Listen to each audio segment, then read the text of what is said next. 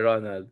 Can Alam you ko, alam ko kasi nung panahon ng martial law, dahil nga sa lakas ng dictatorship, at dahil kontrolado niya lahat ng institutions of power, di ba? Yung assembly, no, yung Senate, etc. So, ang ginawa ng mga People's Movement, naglunsad ng People's Tribunal, 'di ba? Para doon siya litisin yung mga crimes niya against humanity. Doon nga ginawa. Ngayon naman, ito ay ginagamit laban sa mga Duterte. No, na parang kung ang trigger nito was yung sabi ni Senate President Chis Escudero, may nagte-text sa akin na tatlo. That's not a clamor. No? At kinumpara niya si Heso Kristo kay Sarah na at least yung crucifixion ni Jesus may clamor. Ito kay Sarah wala eh. No, sinabi niya gano'n. So itong mga religious medyo nagalit. No, medyo nagalit na tingin nila gusto mo ng clamor, then we're going to organize clamor. No? Tactically, yung initial na sinabi nila 1 million signatures, no? Siyempre, iba yung operationalization niyan. Ikalawa ay ginawa nilang religious, yung Salo Abo. Yun yata yung ginagawa a day before Ash Wednesday na sinusunog yung palm tapos yung abo ginagamit nila sa Ash Wednesday, yung panglagay sa noo sa krus. So dinikit nila yon na parang banat kay Chis Escudero na ginawang halimbawa o kinumpara si Jesus kay Sarah at saka banat sa mga Duterte. Parang sinasabi nila, let us call evil evil. No? This is a battle between good and evil. Sa usapin ng extrajudicial killings, where 35,000 Filipinos ang pinatay extrajudicially. Sa usapin ng corruption, na ang simbolo ay si Piatos, no? Yung ganung klaseng impunity na tingin mo hindi ka mahuhuli, pwede mong babuyin yung confidential at saka intelligence fund mo. But it was more than that. Parmali, DepEd laptops, etc. No? At ikatlo, yung usapin ng China, yung betrayal of our national sovereignty, yung katrayduran. So parang pinagsama-sama nila yan, not only as a basis for impeachment, kung hindi para sabihin that this is a struggle between good and evil. No, yun yung dahil puro mga pare, pastor, madre yung humarap eh. Yesterday ba yun? So yun ang kinuha nila, a people's impeachment. Kung hindi gagawin ito ng Senado, kami na lang ang gagawa. Kaya yung call nila is basically, for now, to convene, no? To convene the Senate sa 19th Congress para hindi ma-technicality kung i-convene yan sa 20th Congress. Dahil na-transmit yan ng 19th Congress eh. Dapat magsimula siya or mag-convene sa 19th Congress na pwede mag-continue sa 20th Congress. Kinakabahan sila, baka ma-technicality sila. No? So yun yung isang habol nila, i-convene now. This is a constitutional mandate, a commandment, no? Related din sa religion nila. This is a commandment of our constitution. Yung forthwith, no, dapat gawin na as soon as possible. Wag na yung 5 months, no, etc. etc. Kaya naman gawin yung preparasyon in 1 month eh. Katulad nung dalawang previous impeachment. So yun ang sinasabi nila. Medyo galit sila. Tapos ngayon, sumagot si Senator Chis Escudero, kahit gaano karaming signatures, hindi bababago ang aking posisyon. Akala ko ba naghahanap ka ng clamor? Ngayong merong clamor, sasabihin mo, kahit anong clamor, wala akong Natakot gagawin. yata siya. Parang wait lang, wait lang. Oo. Parang be careful Oo. what you wish for nangyari siguro Oo. sa kanya. Pero ang maganda, sumagot siya. Ibig sabihin, medyo napansin niya, medyo nasaktan siya, kaya medyo galit din yung kanyang pagsagot. Pero pagkalaban mo, itong mga to, wag ka, ikaw yung talo dyan. No? Dahil itong mga to ay, kwanto, blood of martyrs to eh. Di ba? Sila, para sa kanila, kung good versus evil, sasagad yan. Sasagad yan. No?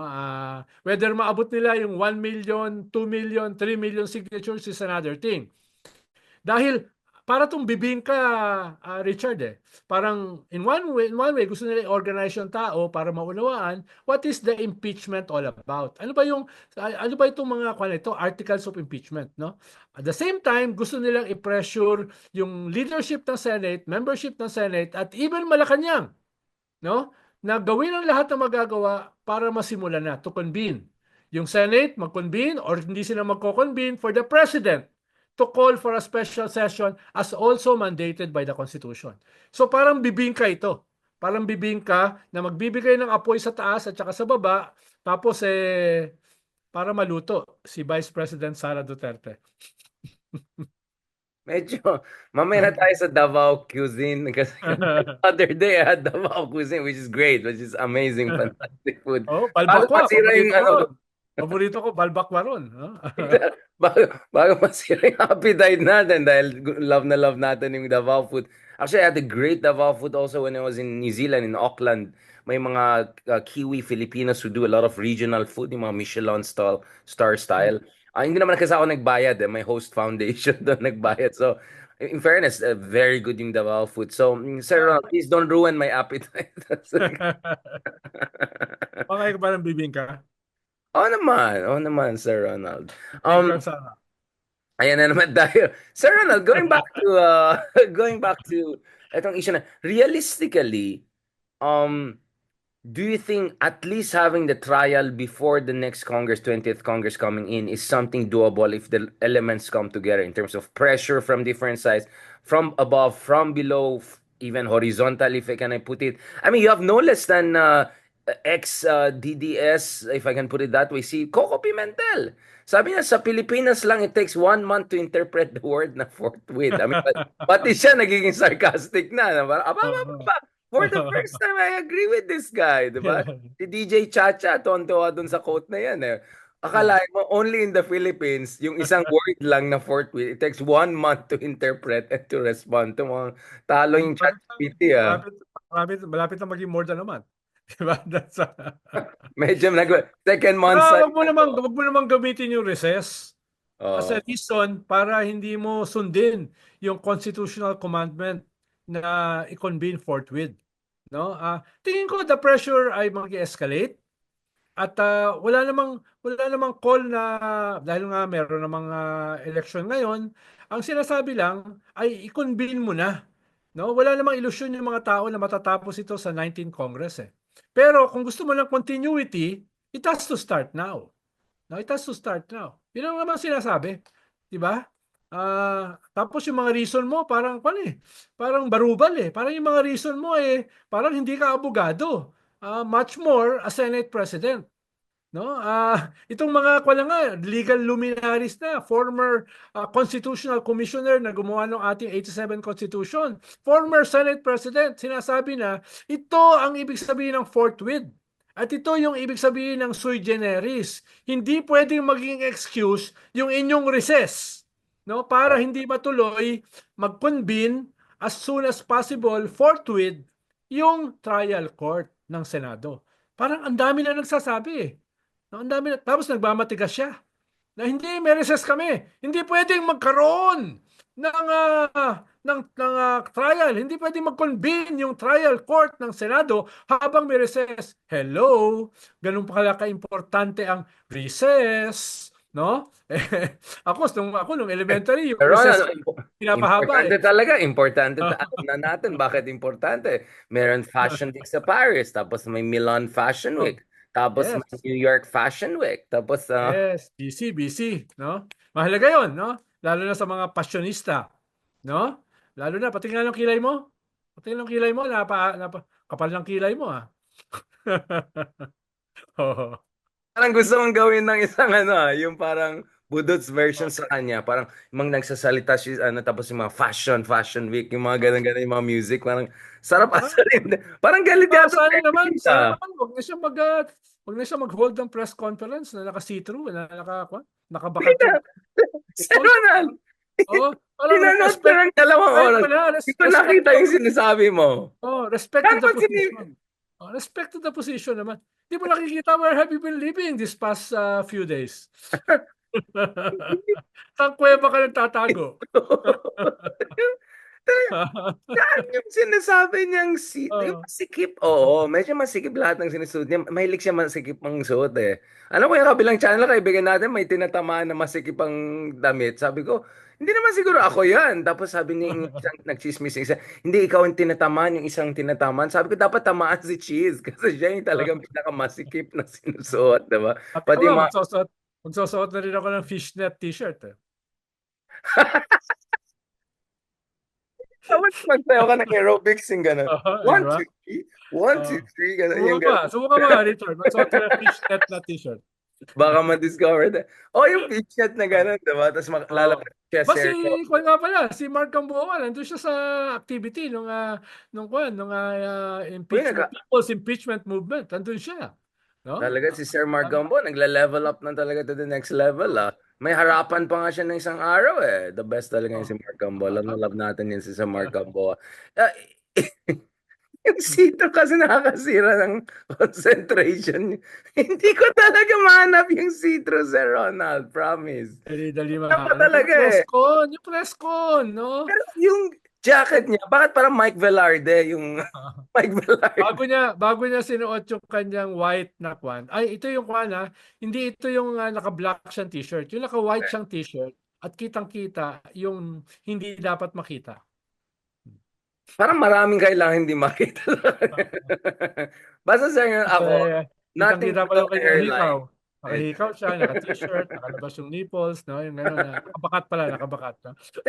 alam mo, sir, Tapos nagsuot ito siya na ng lang. jacket na puti, isang pan lang, isang braso lang yung nakasuot, yung isang braso nakalabas, oh, 'di ba? Cool na cool eh. Chill na, no? Feel na feel, eh. Parang Mm. hindi yata tatagal yan, no, as Senate President. The way, the way I see it. Mukhang hindi siya tatagal, no? Oo. Kaya Mukhang he's not playing his cards well unless meron siyang alam na hindi natin alam. Unless meron siyang yun mga lang. nego na hindi natin May, alam.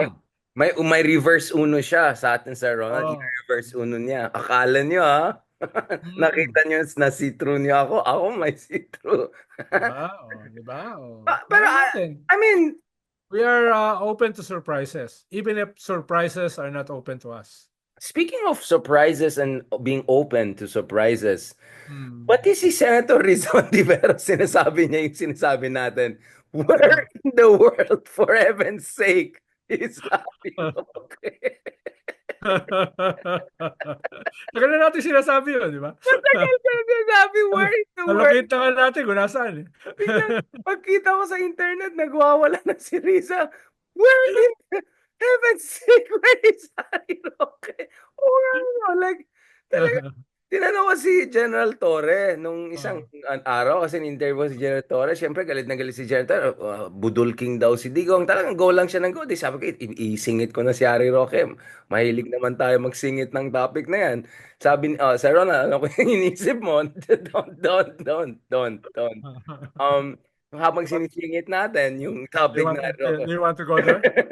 So, ito yung sinabi niya. Ano sabi ko, mukhang ang strategy ni Harry, ito yung basa ni Justice Carpio is, he's just gonna wait out this Congress para yung show cause order ay magimutan academic. And then babalik na siya for impeachment. Kaya sorry na lang kay the original see-through fish, Panelo, di ba? Pero sabi ni Torre, hindi, kung i-release ng warrant of arrest yan, talagang yari namin yan, kahit anong mangyari. Ikaw, sir, what do you think will be, Ang maraming nakahandang isang pangkaso sa kanya in relation sa Pogos, in relation sa kanyang SALN, bank accounts, no? In relation dun sa ah, yung batas tungkol sa sa graft and corruption, no?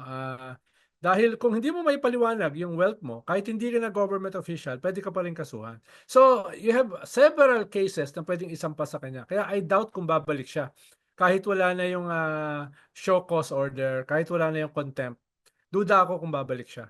No? Dahil nga, pwedeng pagtuntong niya sa airport dito, may mga kaso na.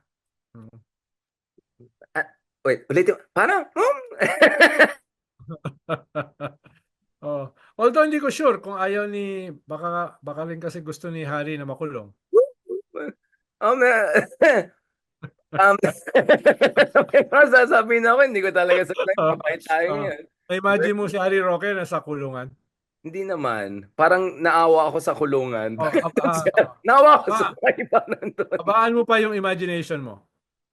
No, no, no, no, no. Hindi, Sir, abaan mo.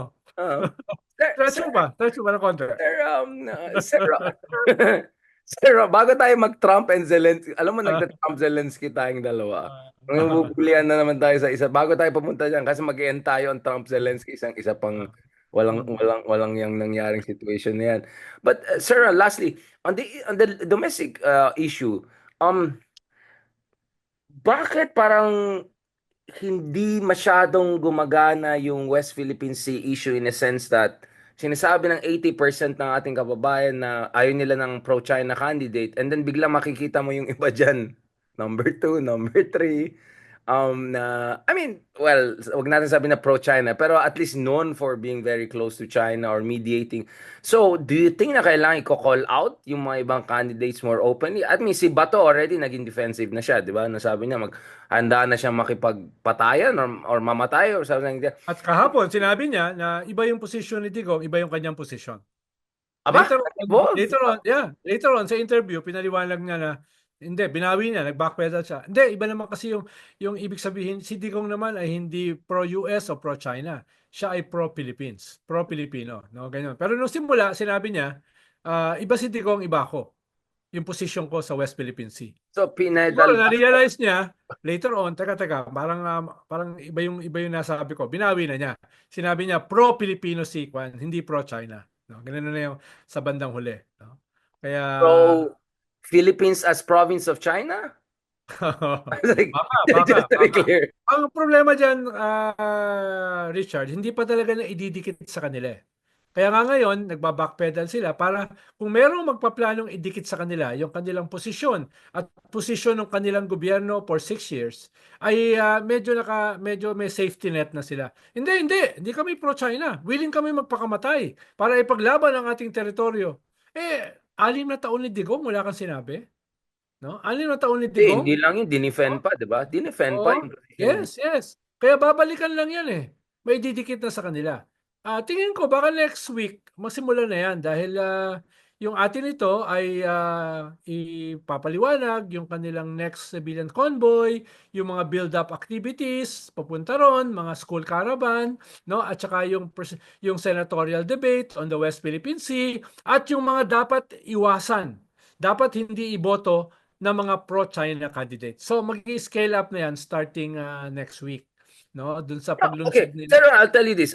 Hindi ko I don't want to name names, but I was having conversation with some people on this issue and all, and sabi ko, why not call out some of these candidates? Takot daw cyber libel sila.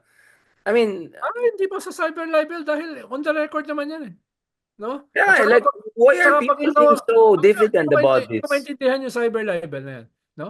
Isasabihin mo lang naman yung kanilang hindi sinabi o sinabi, no? In relation Then you sa, make imputations. ngayon kung ikaw ay Hindi mo naman kakasuhan. sasabihin na traitor, di ba? Sinasabi mo lang, masyadong Actually, sensitive time. magandang kanyan, opportunity. Pag ikaw ay nakasuhan, iba pa yon, no? Mas lalong Baka sisikat malaladlad ka yung pa. kanilang posisyon. Di ba? Exactly. Lalong malaladlad yan. Kaya I doubt kung kakasuhan kanila ng cyber libel, no? Parang si Harry Roque, kakasuhan ka ng libel dahil tinawag mo siyang ganito siya, ganon. Lalo siyang madidiin yan, di ba? Sir Ronald, wag naman ganyan. Lalo siya madidiin. Di, wala akong sinabi ha. Lalo siya madidiin. Pag sinabi mo na si Harry Roque, ganito, Ay, no, gano'n, no? eh. Oo, yan, no? Gano'n din itong mga pro-China na candidates, Yun nga di ba? inisip ko eh. Parang, Isa pa sila ng kaso, lalo sila madidiin yan. ang dami Kaya, natin kaibigan na ang tapang-tapang off the record. Sabi ko, di, i-call out yun na.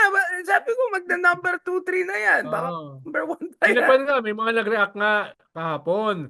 Bakit daw ay medyo gentle ako kay Kwan? Ba't papitik-pitik lang ako kay Bato? No? Sabi ko kasi dahil host ka ng isang television program, inimbita mo yung Professional. guest, dahil Professional. naman katayin mo, no? Kahit he stands for everything you detest, no? Kaya iba yung podcast katulad nito. Dito, kahit ini-edit ako ng host, no, nakakalusot pa rin ako paminsan-minsan, no? Wait. Ha? Free speech Nakakalusot pa rin warrior ako, pa no? tayo. Pero Joe sa Rogan of the Philippines. pero sa TV mahirap eh, 'di ba? Inimbita mo yung guest, pumunta ron sa Tsaka studio. host ka. Host ka Ba? talaga. Kasi ang Oh, problema, 'di ba? Hindi hindi ka ganoon lang kadali. sidekick eh. Although pwede ka naman pumitik, katulad ng ginawa ni Ami, ginawa ni Right. Red, etc. Peace nga si Bato nang umalis eh.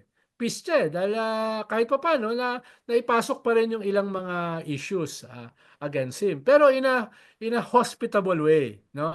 In a diplomatic statesman-like way, no? Malasado ka nga, Sir Oo. Ronald. Oo, hindi Malasado. katulad dito, no? Pag ako'y bumabanat, ay inaawat ako ng host, no? Inawat Linawin ka ng host.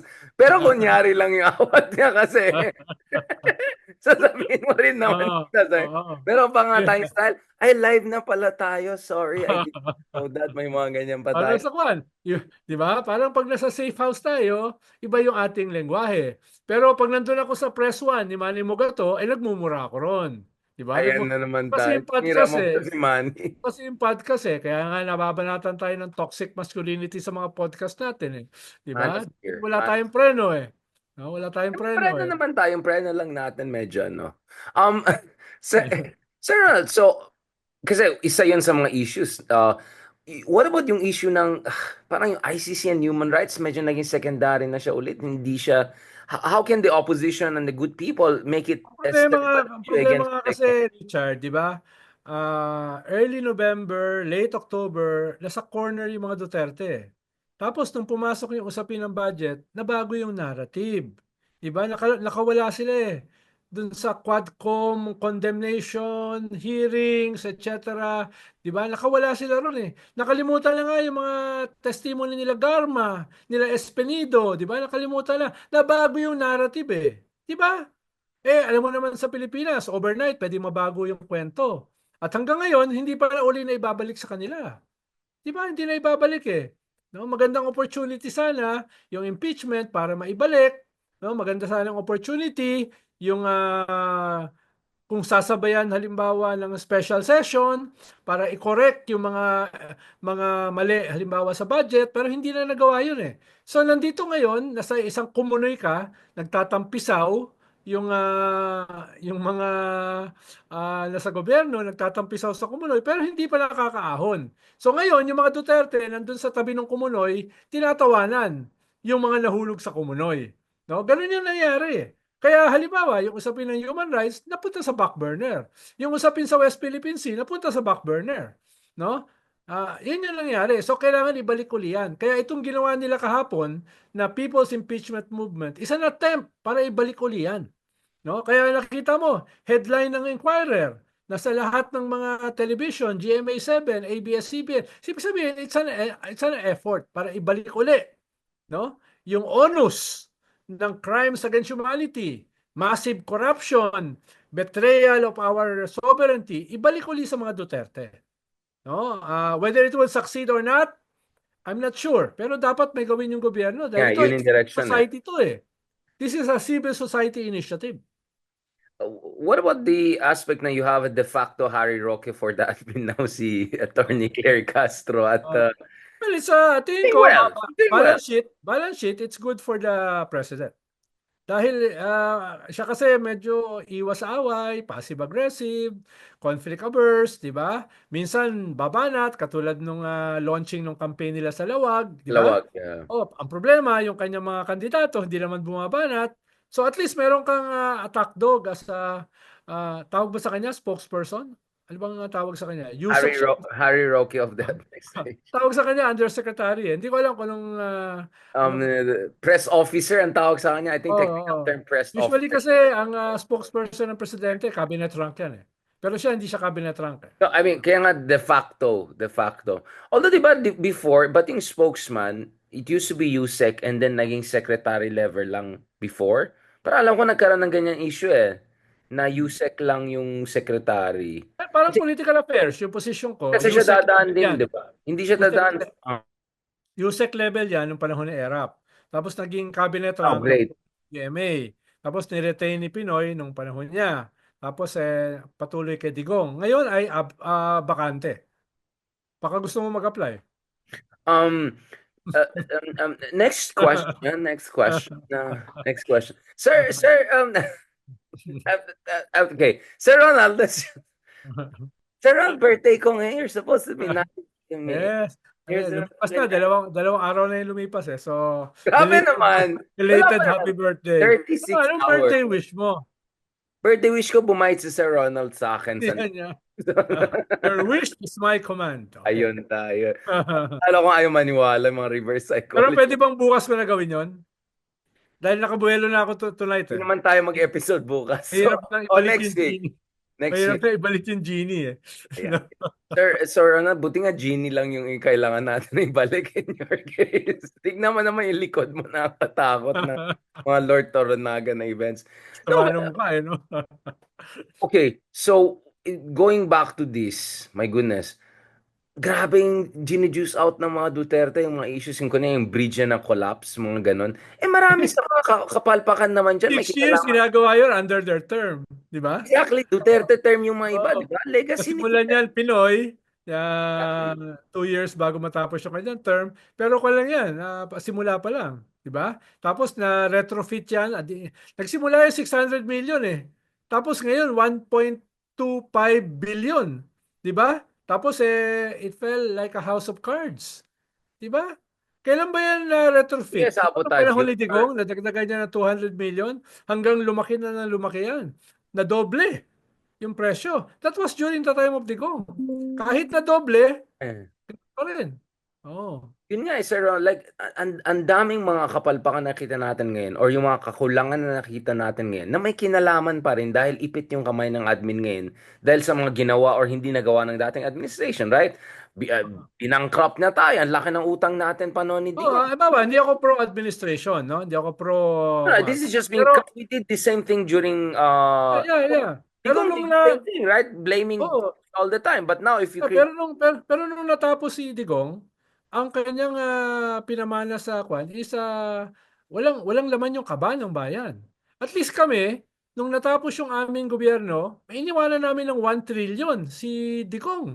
Diba? Dahil very kwan yan fiscal conservative si kwan si Pinoy. Diba? Nung humihingi na doblehin ang benefits ng mga senior, sabi niya, wag naman doble, baka maging kwa naman, magkaroon ng problema ng yung SSS, no? Yung ganyan, no? So, sabi niya, kalahati lang, wag doble. Even if it could be popular para sa kanyang successor. Pero sabi niya, teka, tingnan naman natin yung susunod na gobyerno. Wag naman natin ubusin. Nag-iwan siya ng 1 trillion to the next government. Si Digong walang iniwan kay BBM. Di ba? Yun ang nangyari. Yun nga, so how can you approach it from communication stance? Kasi ang effective nila, Digong, doing that to your admin, right? Every time anything went wrong, dahil sa mga dilawan, dahil si Pinoy. I mean, Digong was blaming your president until the end. Well, your president also was blaming Arroyo until the end of his term, right? Yung, naalala ko yung huling sona niya. And correctly, right? So ang point ko is, bakit ngayon parang hindi nangyayari yun when in fact there is actually a basis. I think there was a basis to Pinoy criticizing Arroyo to remind people. Pinakulong nga eh. Pinakulong nga, di ba? Exactly.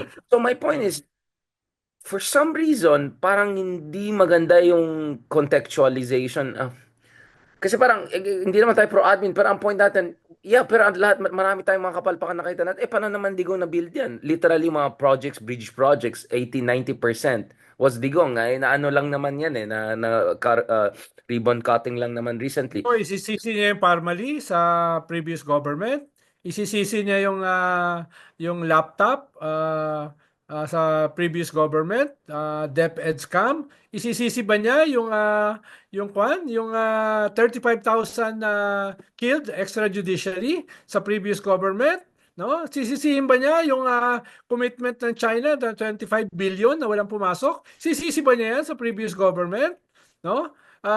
Katulad nung sinasabi nila na yung kwan daw, sabi ni Bato kahapon, na yung island building daw ay nagsimula nung panahon ni Pinoy, no? Nagsimula yung island building ng China. Wala siguro yun, 1 square foot, no? Nung panahon ni Digong, naging isang syudad, di ba? Yung kanilang mga artificial islands. Tapos isisihin ni Bato kay Pinoy na nagsimula daw yung island building ng China noong panahon ni Pinoy. But is there a way to effectively do that? Kasi yung the previous admin was very good, di ba? Parang essentially it's the Gables strategy. You keep on repeating the same lie, i-troll mo every day ganyan, ganyan, until it becomes an intersubjective truth. How do you think well, first of all, reasonable people like us, but on the part of admin, like how can they push that back? parang late na sila nagsimula doing that, no? But they It's should a do it's that. a Yeah. it's a messaging strategy, eh. It's propaganda eh. 'Di ba? Basic naman 'yan sa politika eh. 'Di ba? Bakit with all your resources, with all your power, with all your 'di ba? Institutions, bakit 'di mo magamit? No? Ba't 'di mo magamit, no? Halimbawa, simpleng-simple si Pinoy eh. 'Di ba? Para maipakita niya naghanap siya to symbolize yung kanyang pagkaayaw sa impunity. Anong ginawa niya? No to wangwang. 'Di ba? Sinimbolize niya na yung mga makapangyarihan na ginagamit yung kanilang kapangyarihan, no? Para manatili sa kapangyarihan, para magkaroon ng mga exemption, etc., etc. Pero mo encapsulate mo sa isang simpleng relatable issue, wangwang. 'Di ba? Wangwang. Sana gawin din 'yon ng kasalukuyang gobyerno. Kumuha sila ng mga magagaling, strategize, develop the messaging, no? Ganoon. Hindi ko maintindihan bakit di nila magawa. Speaking of